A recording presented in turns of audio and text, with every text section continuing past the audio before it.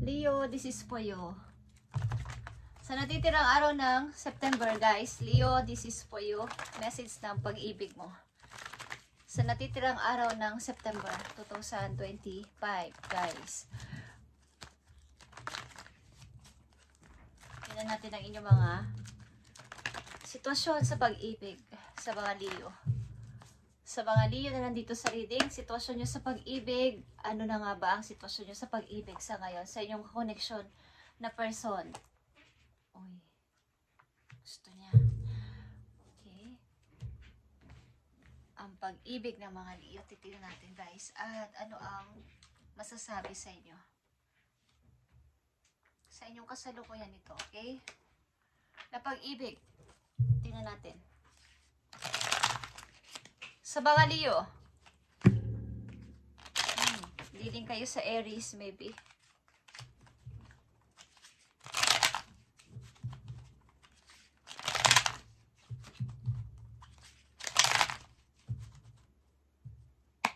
Sa mga Leo, pag-ibig na mga Leo, tingnan natin ang inyong message dito sa inyong pag-ibig.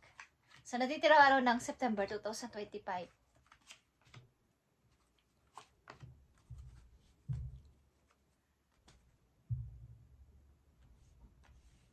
Okay.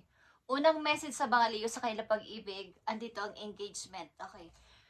Ang inyong pag-ibig, guys, ay mapupunta na sa pag-level up. Something kayo ay inaaya na magpakasal o mayroon ditong kasalan na pinag-uusapan sa inyong connection. Halimbawa is, talagang yung inyong pag-ibig ay mataas na. Okay. Pupunta na sa pagpapakasal. Meron ng usapan. Meron ng plano. Okay guys, Leo. Yeah. Nakikita nyo tong the sun. Ito ay inyong energy. At masaya kayo sa person na to. Para magkapareho kayo ng mga gusto sa buhay. Gusto sa lahat ng bagay. Masaya kayo nagbabanding. Maayos ang samahan ninyo na person na to. Maring ito yung inyong happiness. Leo. At andito yung maraming rival. But, maaring, kung kayo ay babae, maraming rival, maraming nanliligaw sa inyo at ang tao na to ang inyong pinili sa dinami-dami ng nanliligaw sa inyo. Okay? At maaring ipinaglaban nyo ang person na to sa inyong mga kabag-anak o sa pagkatao against sa inyong pag-ibig. Ipinaglaban nyo ang person na to sapagkat ito nga yung inyong kaligayahan o ito yung gusto ninyong makasama habang buhay. May mga taong may ayaw sa kanya or vice versa. Leo, ang inyong pag-ibig sa natitirang araw ng September is ito ang message. At andito ang worth waiting for. Divine timing is at work in your love life. Maaring ang pag-ibig na to ay matagal na rin ang naghintay, pinaghintay o naghintayan kayong dalawa at meron ng napala o meron ng kinahinatnan sapagkat ang tinatrabaho ito ng inyong mga guidance doon sa heaven. Ang inyong relasyon, maaring ito ay isang matatag na relasyon. Maaring hindi man kayo nakikita madalas o magkalayo kayo is andito yung paghihintay sa isa't isa. At nagbunga ito. Okay? Yeah. Justice is here and the Queen of Swords. Guys. Andito yung dumating ang time na kayo ay naghiwalay o nagkaroon ng on and off. Pawa is temporary hiwalay. But andito pa din yung paghihintay at lakas ng loob sa relasyon na to na wala akong titinang iba, wala akong gugustuhin iba. Ano man ang mangyari, hihintayin ko siya sapagkat siya ang mahal ko. Siya yung kaligayahan ko. Kay Leo. At nandito ang past life relationship. You have known each other before sapagkat ito ay inyong soulmate. O ba tinuturing nyo tong soulmate to, ito yung taong talagang kilala na ng puso ninyo. Kaya ito yung inyong mahal. Ito yung inyong happiness. Knight of Cups. And the Four of Pentacles. Okay, andito yung pag-hold. Hold on. Parang pag-hold o kahit ano pa mangyari, hindi kita papakawalan. Okay, andito yung salitang akin ka lang o kaya ay akin lang to o hindi ako aalis dito sapagkat siya yung hinihintay ko kay Leo. Andito yung paghihintay sa persona inyong minamahal o minamahal hanggang ngayon. At maaaring nagbubunga o nagbunga na sapagkat ang ilan sa inyo dito ay nagbabalak na magpakasal, guys. Tingnan natin tong engagement, worth waiting for, and past life relationship. Pag-ibig ng mga Leo, meron man dito mga istorbo at bawa may tukso sa labas o sa mga relasyon ninyo is andito yung paghihintay at talagang pagtsatsaga. Merong hindi na kayo nagkaroon ng contact, na wala ng parang naputol. Is andito yung paghihintay talaga. Sa mga Leo na nandito sa reading, sa natitirang araw ng September, andito ang engagement, andito ang worth waiting for, at andito ang past life relationship. Tingnan natin ang message dito for you. Engagement is here. Nakikita nyo ang 8 of arrows. Itong pag-ibig na to ay punong-puno ng parang may mga pinagdaanan kayong mahirap. At talaga namang may mga away-away sa paligid at mga against sa inyong relasyon. But andito yung paghihintay at kalungkutan, guys, sa inyong relasyon ng tao na to. What waiting for ang inyong energy, Leo is nandito at ang Queen of Swords. Okay, bilang isang ikaw as a Queen of Wands talaga ay meron kang paninindigan at parang yung, alam niyo yung pagtitiis. Yung personality mo kasi ay strong. At pag may sinabi ka, may isa kang word na ito yung gagawin ko, maghintay. Kung hihintay kita, maghihintay ako. At yung tamang panahon, kung kailan tayo magkita, andito lang ako, hindi ako aalis. Andito yung pag-wait. Okay, past life relationship, nakita nyo ba ang temptation? Kahit ano pa mangyari, kahit ano pa ang naging pagtitiis o pakalungkutan, andito yung paghihintay talaga. At dito nyo parang ibinigay ang inyong heart, ang inyong puso sa person na to. Bagamat may mga pagsubok na dumaan sa inyong relasyon na dalawa o sa koneksyon na yung dalawa ay andito yung tiwala, andito yung paniniwala na babalik siya. Andito yung pagtsatsaga. Okay, guys. Sa relasyon ng mga Leo sa kanilang sitwasyon sa kasalukuyan na pag-ibig, tingnan natin kung ano na ang kahinatnan nito, guys. So, natitirang araw ng September 2025, pag-ibig na ba, Leo? Ito ay may pangako na kayo o magsasama o magkapapakasal someday. Tingnan natin, Leo, mga paparating na message po you, maring ngayon o bukas o sa mga darating na araw, guys. Sa natitirang araw ng September 2025, ano man ang mangyari sa inyong relasyon ng tao na to, ng koneksyon mo sa tao na to, ang palagay ko dito sa inyo ay kayo ay naghihintay at buo ang loob. Baga, andito lang naman ako.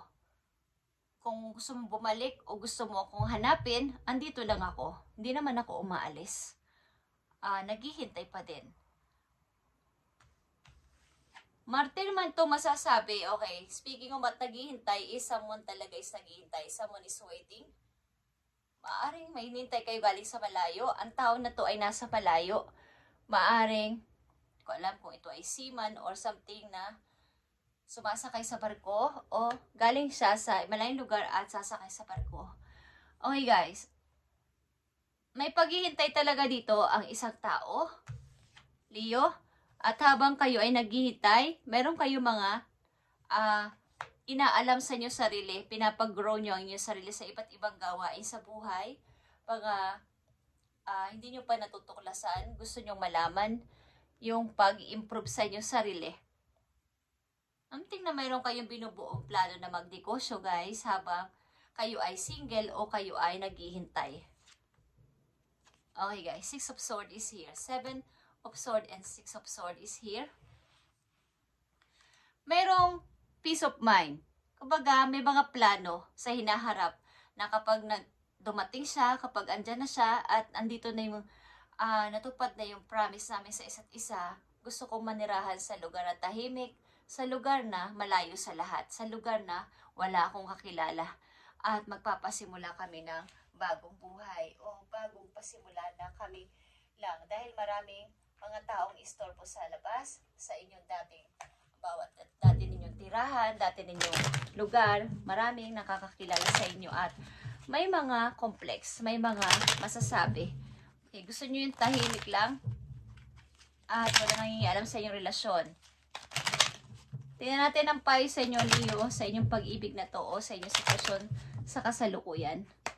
Sa mga Leo na nandito sa reading, andito ang dragon. Ito ay passion, guys. The dragon is reminder of your strong will and fiery personality. Like I said, kayo ay may strong personality. As a Queen of Wands, it is also symbol of passion and fire. You are being asked to practice self-control and be cautious so that your passion does not lead you into trouble. Okay.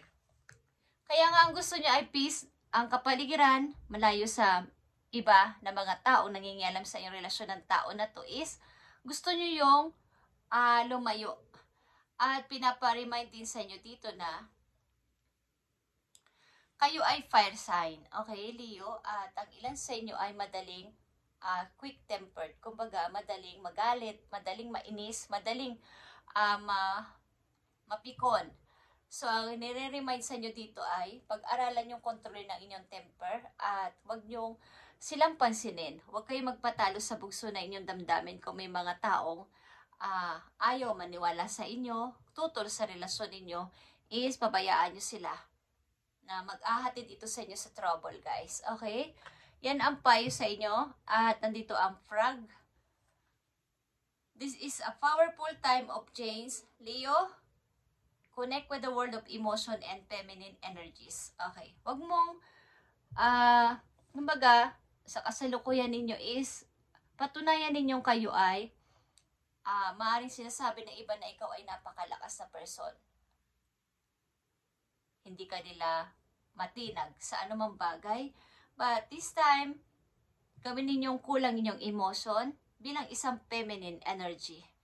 At you may also need to engage sa progress of cleansing. Okay? Whether ito man ay sa inyong physical, emotional, or spiritual, or energetic. Is, panatilihin yung kayo ay nasa, kumbaga, wag pababayaan ang inyong health. At ang inyong emotion, wag niyong pabayaang ma-drain ng mga tao na kapalibot sa inyo at palaguin pa ang inyong spiritual relationship kay God at maging energetic pa sapagkat ang mga Leo ay napaka-hyper na mga Leo. Hindi sila basta-basta natitinag or hindi sila basta-basta napapagod. Okay? Kahit maraming task, marami silang ginagawa sa buhay, lagi silang active, lagi silang masaya. Okay, Leo, last message for you sa inyong natitirang araw ng September na may kinalaman pa rin sa inyong pag-ibig at sa inyong sarili mismo. Andito ang think it through. Okay. Pag-aralang mabuti at isiping mabuti lahat ng gagawin simula sa araw na to. At kumbaga is wag magduda. Wag magduda sa mga maaari ninyong planuhin, sa maaari ninyong isipin. Yan ay inyong pakiramdaman na yan ay totoo, ang inyong mga kaba. At nandito ang know you are love. Leo, alam mo sa sarili mo na ikaw ay kaibig-ibig, so wag kang magpatalo, wag kang mainis. Okay, pakita mong ikaw ay lovable person at palangiti. Okay, pala smile. At isa pang mahalagang message for you, andito ang take inspired action. Lahat ng iyong gagawin, lahat ng iyong paplanuhin ay kailangan ay kayo ay may parang nai-inspire sa lahat din yung paplanuhin at iisipin. Okay, kayo ay tuwan-tuwa. Parang may positive na outcome palagi ang inyong sasabihin sa inyong isip. Okay, guys. Maaring kayo ay nandito sa paghihintay. At konti-konti na lang, yan ang sasabi nyo sa inyong sarili. Mangyayari din ito. Magkakaroon din ng bunga ang aking paghihintay sapagkat ako ay totoo. Totoo ako nagmamahal. Totoo ako naghihintay. Walang bahid ng kasinungalingan nyo sinasabi ng puso ko para sa taong aking mahal. Okay, Leo, this is your reading today. At ito ay sa natitirang araw ng September 2025. But ngayon ay September 22. Okay guys, thank you and God bless Leo.